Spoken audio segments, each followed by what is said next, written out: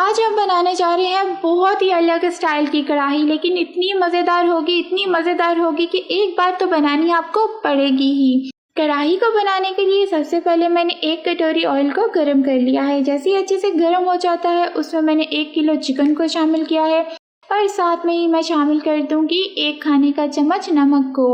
नमक डालने से ये होता है कढ़ाई के नीचे ये जो बोटियां लग रही हैं ना, चिपक रही हैं, चिपकेंगी नहीं और हमारा गोश्त अच्छे से फ्राई हो जाएगा और उसमें एक फ्लेवर आ जाएगा, यानी कि नमक का, नमकीन हो जाएगा, फीका फीका सा चिकन लगेगा नहीं।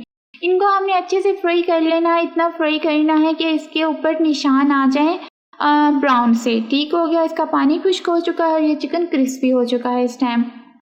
और अब मैंने 3 पाव के करीब टमाटर को शामिल किया है। टमाटर का छिलका उतार लिया था, टमाटर को मैंने काट लिया था और इसमें 3 पाव टमाटर को शामिल करूंगी।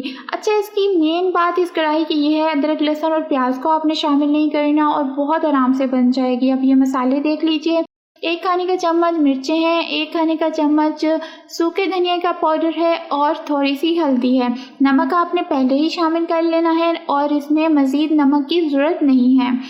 तो हमने मसालों को भी इसमें डाल दिया है। अब क्या करेंगे, दोनों चीज़ों को, तमाम चीज़ों को मिक्स कर देंगे और इसे दम दे देंगे। दम क्या, यानी कि मीडियम सी आग में इसे रख देंगे। मीडियम सी आग में तकरीबन 20 मिनट बाद हमारा चिकन गल चुका है, टमाटर गल चुके हैं।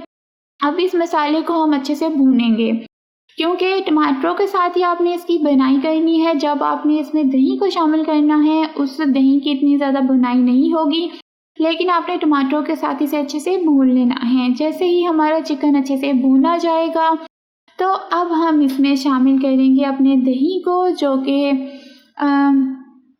तकरीबन 1 कटोरी है, यानी कि आप लगा लें आधा किलो के करीब दही है।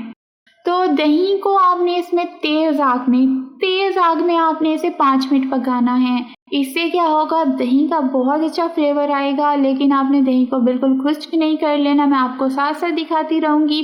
इस कढ़ाई में पानी लगाने की बिल्कुल आपको ज़रूरत नहीं पड़ेगी। टमाटरों में, दही में हमारा चिकन गल जाएगा। कटी मिर्चों को यहाँ पर मैंने शामिल कर दिया, आग को मैंने थोड़ा तेज़ कर लिया है।